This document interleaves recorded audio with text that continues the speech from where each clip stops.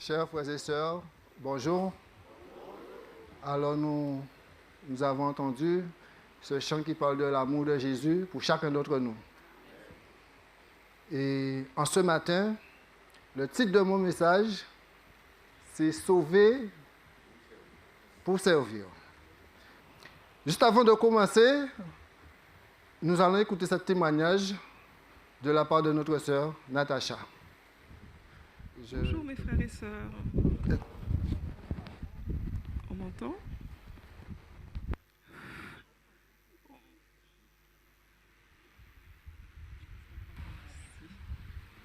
On m'entend ? Oui.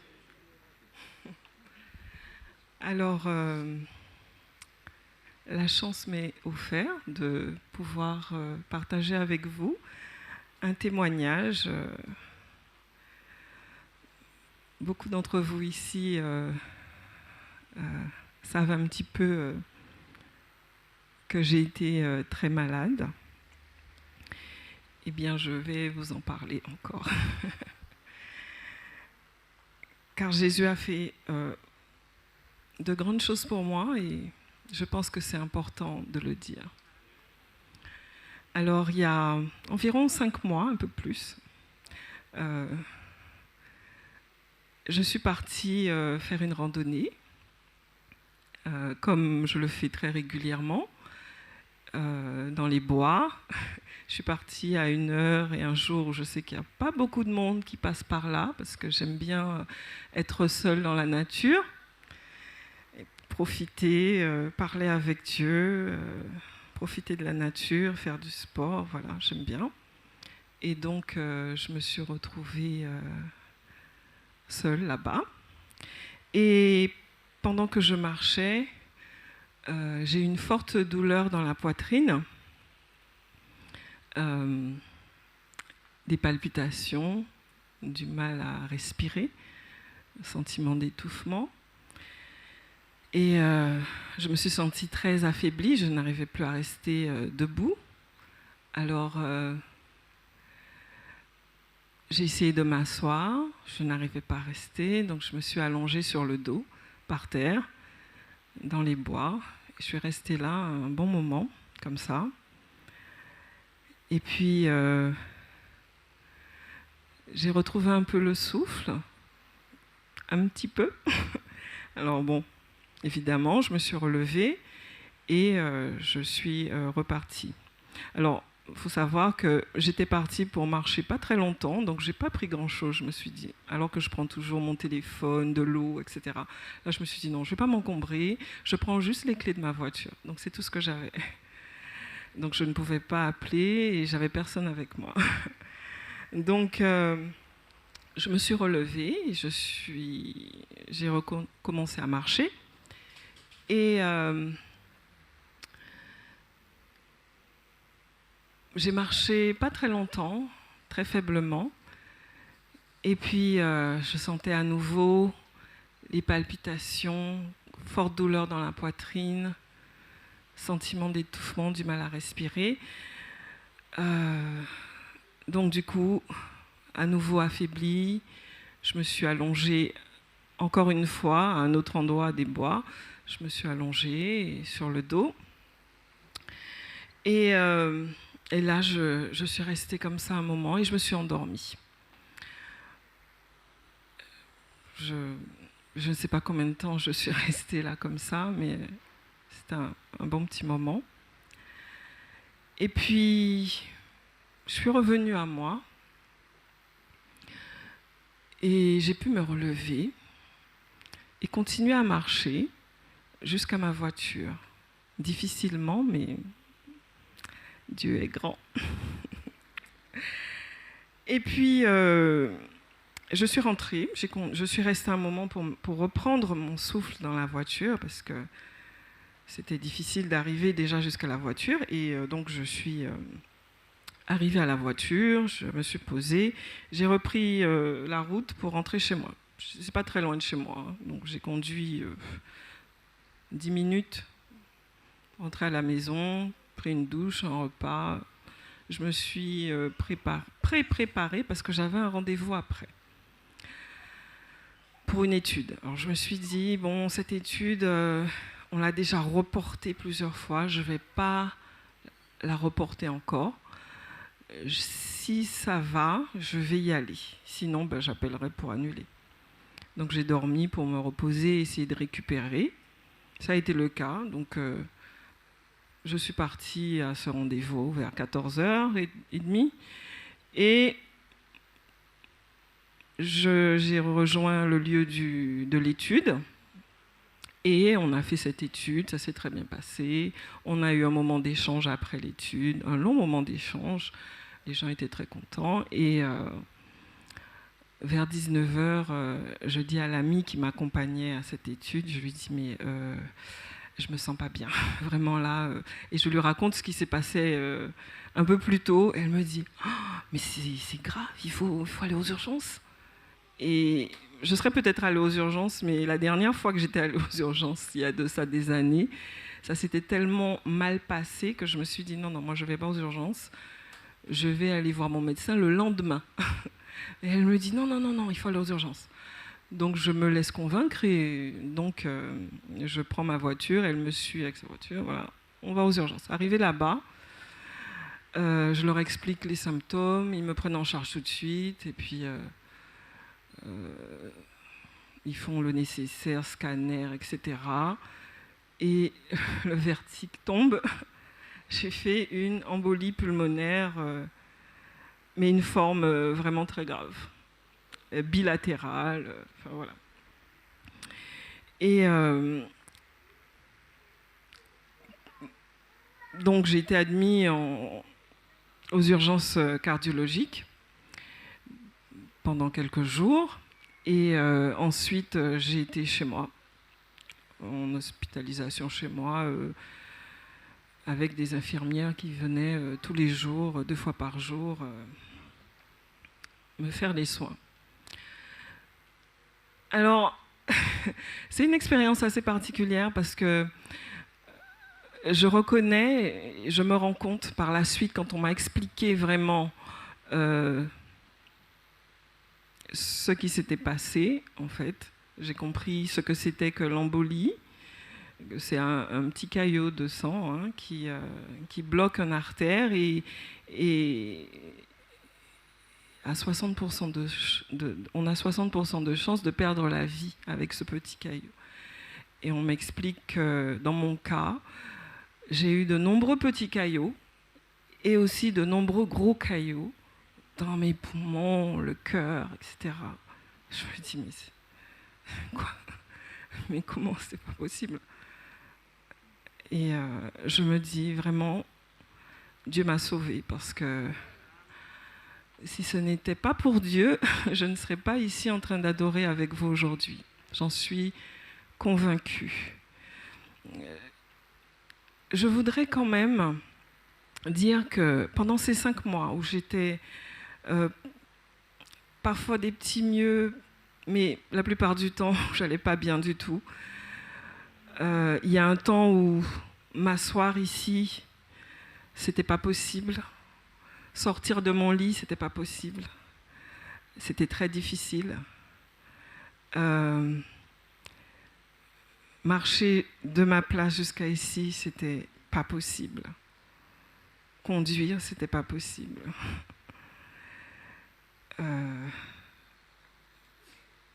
Quand on doit tout faire pour vous, vous lavez, vous devez sonner quand vous voulez uriner ou aller à la selle. J'ai pleuré pour celui-là, parce que c'était trop pour moi.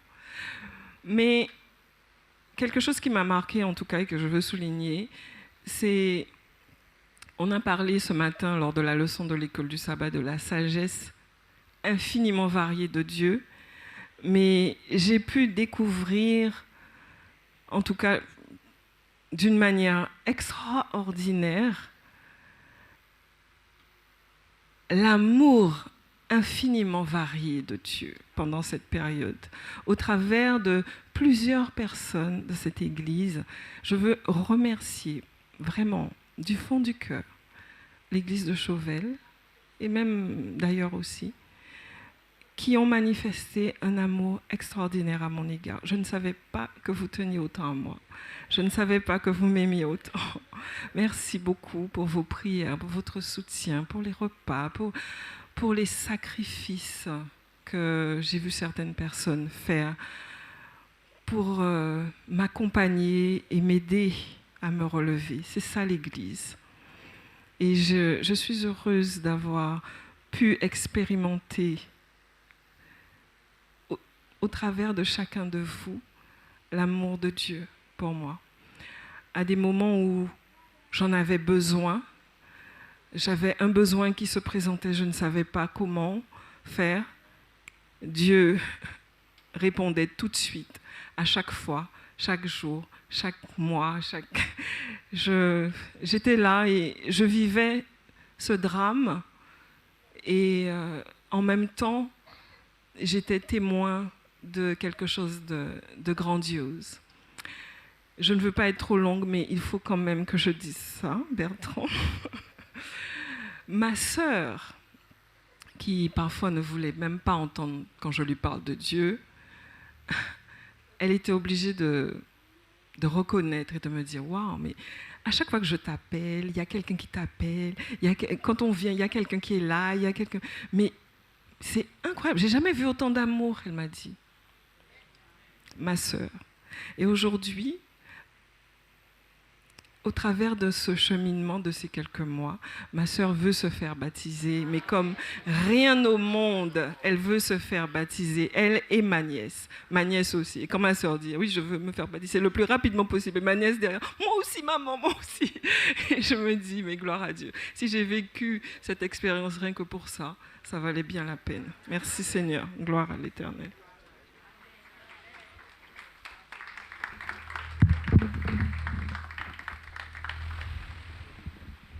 Voilà, donc nous avons vu ce que Dieu a fait dans sa vie et l'amour qui a été manifesté à travers son témoignage, le témoignage des frères et sœurs.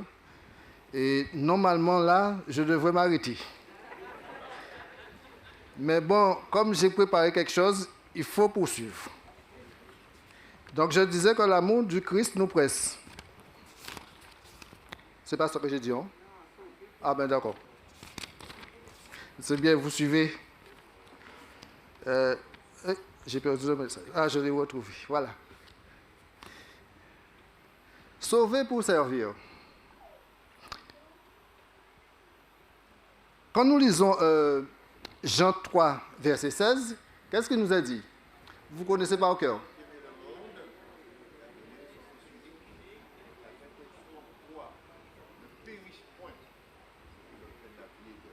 Car Dieu a tant aimé le monde qu'il a donné son Fils unique, afin que quiconque croit ne périsse pas, mais qu'il ait la vie éternelle.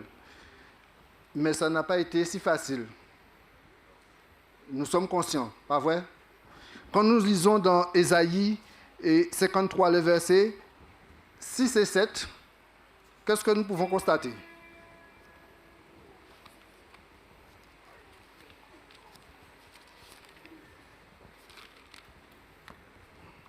Il est dit, nous étions tous comme des brebis égarées, sachant... Attends, j'ai du mal à bien voir là. Alors, nous étions tous comme des brebis égarées, chacun suivait sa propre voie, et l'Éternel a fait retomber sur lui. Voilà. Le verset 7. Le verset 7.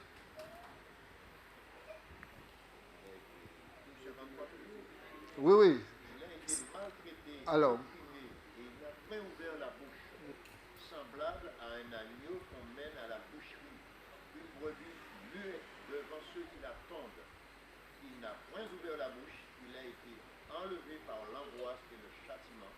Et parmi ceux de sa génération, qui a cru qu'il était retranché de la terre des vivants et frappé pour les péchés de mon peuple? C'est bon, Richard. Merci. Voilà ce qu'a subi notre Sauveur Jésus-Christ pour nous.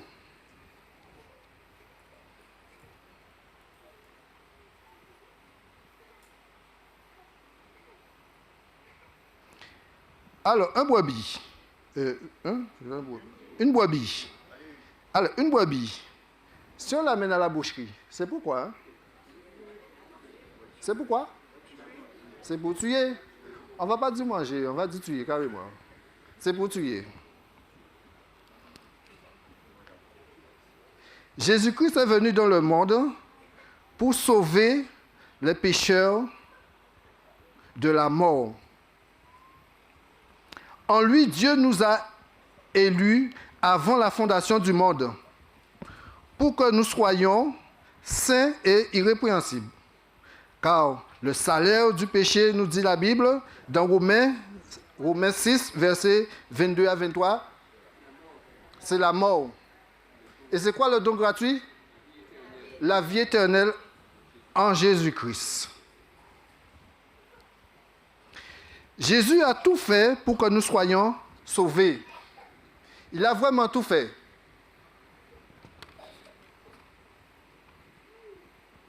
Il s'est livré lui-même pour que nous soyons sauvés. Il a subi, on va dire des crachats, il a subi la souffrance pour que nous soyons sauvés.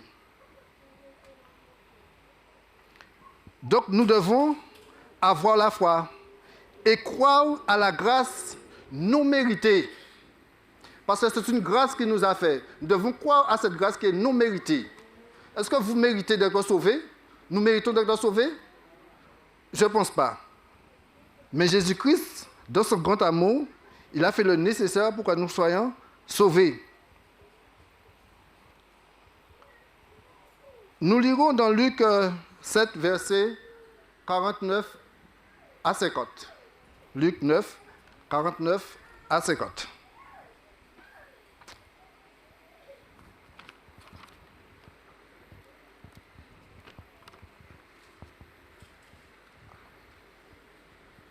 Jésus prit la parole et dit.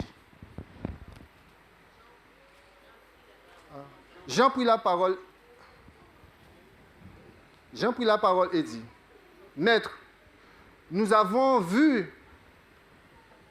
quelqu'un chassant des démons. C'est pas le verset. C'est pas ça. C'est pas le verset. Luc 7, verset 49 à 50.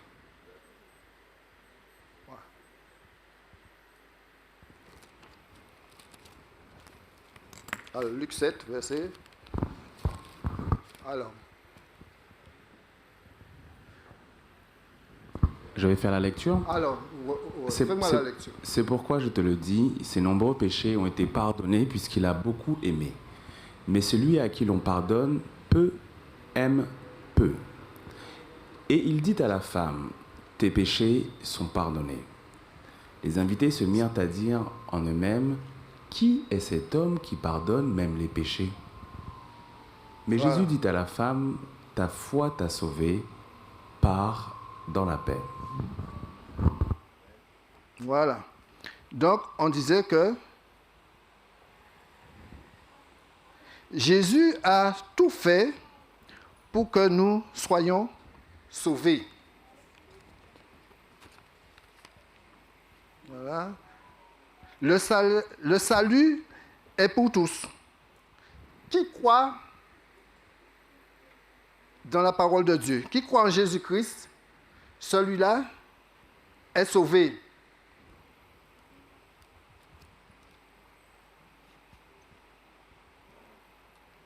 Alors,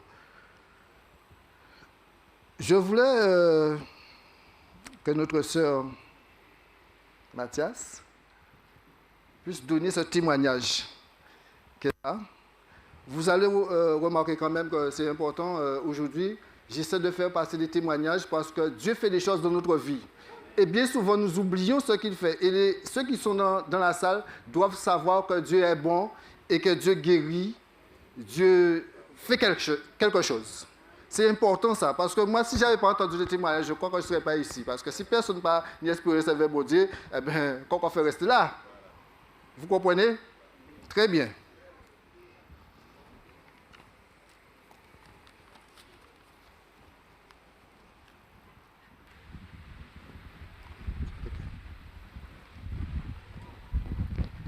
Bonjour à tous.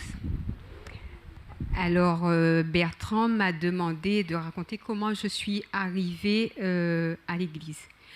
Alors, il faut savoir que j'ai passé mon enfance au Moule, de 0 à 12 ans. Et à la mort de mon père, je suis arrivée à Pointe-à-Pitre. Donc, je me souviens qu'avec l'une de mes sœurs, on se posait pas mal de questions sur Dieu. Est-ce que Dieu a une maman? Comment il fait dans le ciel? Où il vit? Et on avait aussi tendance à discuter avec les témoins de Jéhovah. Ensuite, moi, j'ai pris l'habitude de lire ma Bible. Et dans ma Bible, j'ai vu qu'il ne fallait pas se prosterner devant les statues. Enfin, j'ai découvert pas mal de choses et je ne comprenais pas comment, moi qui suis catholique, ayant fait première communion, renoncement, profession de foi et tout le tralala. Donc, du coup, il y avait des choses que je ne comprenais pas. Et quand j'allais à l'église, le prêtre, à cette époque, il était souvent très âgé. Il avait du mal à parler, on ne comprenait pas toujours tout. Donc, moi, ça m'agaçait. Donc, du coup, j'ai pris la décision, du haut de mes 12 ans, de ne plus y aller. Donc, arrivé, comme j'ai dit, à Pointe-à-Pitre, j'habitais à Massabielle. Donc, à Massabielle, il y a une église catholique bien connue, avec une grotte. Donc, je me suis dit, tiens, je vais aller à la grotte et je vais étudier moi-même. Je vais découvrir la parole de Dieu moi-même. Et à un certain moment, j'ai décidé aussi d'arrêter d'y aller. Donc, mon cheminement se fait, je grandis jusqu'à l'âge à peu près de 18 ans. Donc, je rencontre, un petit peu plus tard, je rencontre le père de ma première fille et avec lui, j'ai appris d'autres choses. À prier avant le repas. J'ai aussi appris à découvrir ce que c'était le sabbat. J'ai découvert pas mal de choses avec lui. Ensuite, bon, il n'est plus là. Donc, du coup, je me retrouve de la Guadeloupe. Je me retrouve en France. Mais en fait, je me posais toujours des questions sur Dieu. Et je n'avais pas forcément les réponses. Et ces questions, je me suis retrouvée à les poser à une de mes sœurs qui n'en connaissait pas plus que moi. Mais je lui écrivais et lui posais pas mal de questions sur Dieu. Et je cherchais en fait l'église dans laquelle se trouvait le père de ma fille. Mais je ne savais pas de quelle église il s'agissait. Mais pour moi, il était important de trouver une église qui observe le sabbat. Donc là, bon, je connais personne en France. En France, bon, ben, on n'entend pas forcément parler de Dieu. Enfin, là où j'étais en tout cas. Donc en fait, je me retrouve à poser ces questions à ma sœur en lui écrivant. J'habitais à Pierrefitte-sur-Seine et un jour, je me suis dit, enfin, je devais aller à la poste. Et j'y suis allée le matin, il y avait trop de monde. Et puis je me dis, bon, ben, j'irai le soir. Mais je ne savais pas que ce même jour, une autre personne voulait y aller aussi, mais n'a pas pu y aller le matin et s'est dit qu'elle irait le soir. Donc j'arrive le soir, je suis là et j'attends mon tour, mais j'entends quelqu'un qui parle de Dieu, mais fort, assez fort. Vous savez, les Antillais ont tendance à parler assez fort. Donc du coup, je dis, waouh, qui est-ce qui est en train de parler de Dieu comme ça, aussi fort, elle n'a pas peur, elle n'a pas honte, enfin... Voilà, donc je me retourne discrètement, je regarde, je vois la personne. Donc le moment où je dois passer pour mon opération arrive, et puis je fais mon opération, elle derrière moi, elle passe après moi, mais elle finit avant moi. Donc dans mon cœur, je suis en train de me dire, Seigneur, pourvu qu'elle ne parte pas avant moi, pourvu qu'elle ne parte pas avec moi, avant moi. Donc du coup, elle termine, et quand elle a fini, donc je cours vite fait, et je lui cours après. Et je lui dis, madame, excusez-moi, je vous ai entendu parler de Dieu et moi, je recherche Dieu justement. Et du coup, là, elle m'invite à venir à son église et elle était de l'église adventiste de Pierrefitte. Et bien avant, j'étais déjà passée devant cette église, non loin de chez moi. Et je me disais, waouh, j'aimerais bien aller à cette église. Mais sachant que je suis timide, je me suis dit, waouh, je ne pourrais pas y aller toute seule et tout. Donc Dieu, sachant comment je suis, a envoyé quelqu'un, et une très bonne personne qui m'a accompagnée jusque-là. Donc du coup, elle m'a invitée à venir à l'église. Donc j'y suis allée un mercredi. Et j'ai continué à y aller les mercredis, les dimanches, les samedis. Et à un certain moment, il y avait un pasteur qui faisait une campagne d'évangélisation, c'était le pasteur Saint-Élie. Et sa prédication, en fait, ce message me parlait. Et je me souviens que là où, enfin, je devais déposer ma fille chez la nourrice avant d'aller travailler, mais là où je passais, c'était un endroit assez dangereux. Il y avait des gens qui s'étaient fait agresser là, mais moi, quand je passais, je priais, je chantais et tout se passait bien. Et je ne sais pas à quel moment j'ai pris la décision de me faire baptiser, parce qu'en fait, cette personne, elle m'a accompagnée d'une manière assez particulière. C'est-à-dire qu'elle m'invitait à venir saluer avec elle, elle m'invitait le sabbat à déjeuner avec elle, elle priait avec moi, elle m'écoutait quand j'avais des soucis, elle était toujours là pour moi, et jusqu'à aujourd'hui d'ailleurs. Et elle ne m'a jamais parlé de baptême, seulement par son comportement, par son témoignage, parce que je vivais avec elle, j'avais envie en fait d'être avec elle, quoi. J'avais envie de découvrir plus. En fait, ça a été tellement naturel pour moi que je ne me suis même pas posé de questions et moi, je ne me suis jamais dit « je vais me faire baptiser ». C'est-à-dire que le prédicateur, à un moment, il a dit « ceux qui veulent se faire baptiser, donc qu'ils restent un moment après la prédication ». Et je suis restée, je ne me suis pas posé de questions, je suis restée et là, je me suis fait baptiser. Mais je ne savais pas qu'en fait, cette personne, auparavant, elle avait eu un rêve lui montrant en fait que j'allais me faire baptiser. Mais elle ne m'avait rien dit. Je ne lui ai jamais parlé de baptême. Elle ne m'a jamais parlé de baptême. Mais c'est seulement la relation qu'elle avait avec moi qui m'a poussée justement à prendre cette décision. Et aussi, je me disais, Jésus, il a donné sa vie pour moi. Et moi, je fais quoi pour lui? Il ne nous demande que son cœur. Moi, je fais quoi pour lui? Donc, c'est de cette manière, en fait, que j'ai donné ma vie à Dieu. Et c'est vrai que je suis passée par pas mal de péripéties et j'ai vu la main de Dieu dans bien des situations dans ma vie, des situations critiques, où je me suis dit, waouh, heureusement que Dieu m'a protégée. Donc, voilà. Merci.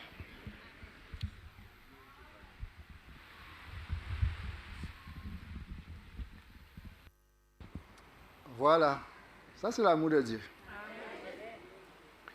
Dieu trouve toujours une façon pour attirer ses enfants. Même si nous voulons parler, lui-même, il va chercher. Voilà. Alors, la deuxième partie, c'est justement, elle vient de témoigner sur la deuxième partie. Nous devons suivre l'exemple de Jésus. L'amour de Jésus nous presse. Amen. Amen. Si nous avons été sauvés, nous devions tout faire pour que les autres soient sauvés. Ben oui, nous devons tout faire.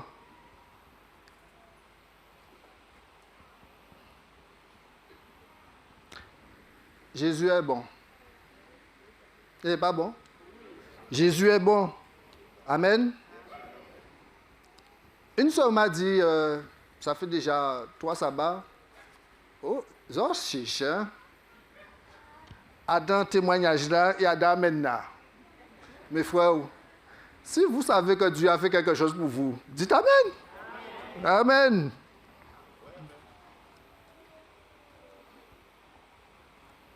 Bien. Nous devons partager la bonté de Dieu avec le monde, avec qui nous entoure. Nous devons réclamer le Saint-Esprit de Dieu. Tout ça pourquoi? Pour proclamer le retour de notre Seigneur Jésus-Christ. Dieu connaît tous ses brebis. Nous avons parlé de brebis, hein, tout à l'heure, d'agneaux. Dieu les connaît. Dieu connaît tous ses brebis. J'ai encore d'autres brebis qui ne sont pas encore dans la bergerie. Nous avons vu ça dans la leçon ce matin. C'était là, c'était dans la leçon, tout correspond.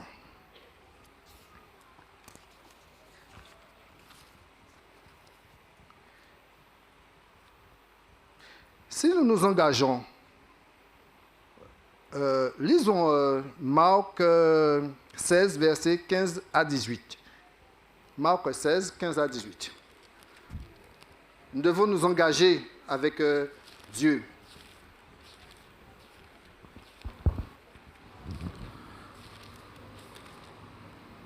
Puis il leur dit, « Allez dans le monde entier proclamer la bonne nouvelle à toute la création. Celui qui croira et qui sera baptisé sera sauvé, mais celui qui ne croira pas sera condamné. Voici les signes. » Donc celui qui croira, qui sera baptisé, sera sauvé. Donc nous devons croire à la parole de Dieu et accepter de se faire baptiser en Jésus-Christ. Oui, je fais l'appel ce matin. Hein.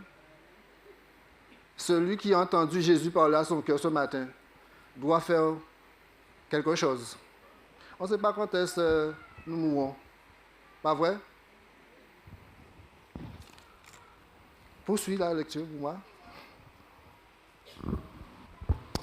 Donc je disais, voici les signes qui accompagneront ceux qui auront cru.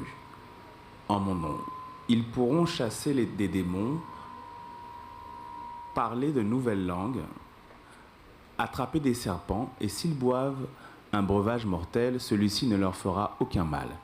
Ils poseront les mains sur les malades, et ceux-ci seront guéris. Voilà. Tout ce que Dieu nous propose, c'est de servir. C'est le service. On a dit sauver ou servir. Et nous verrons des hommes et des femmes accepter Christ dans leur vie. Car Dieu nous donne de pouvoir guérir les malades, chasser des démons et bien d'autres choses. Alors, nous avons remarqué dans les témoignages comment Dieu a pu agir, surtout dans le témoignage de notre sœur Natacha. Là, elle est passée et comment elle est revenue à la vie. Moi, je dis qu'elle est revenue à la vie parce que rester dans les bras, elle pouvait rester là sans que personne la trouve parce qu'elle était seule. Mais Dieu a fait quelque chose pour elle. Donc, je dis amen à ça. Nous devons demander à Dieu de nous laisser conduire par son esprit, de telle façon que nous puissions prêcher son évangile. Il nous a dit dans sa parole, allez, Matthieu 24, Matthieu 28, verset 20 à... Tu peux mettre au bras, s'il te plaît?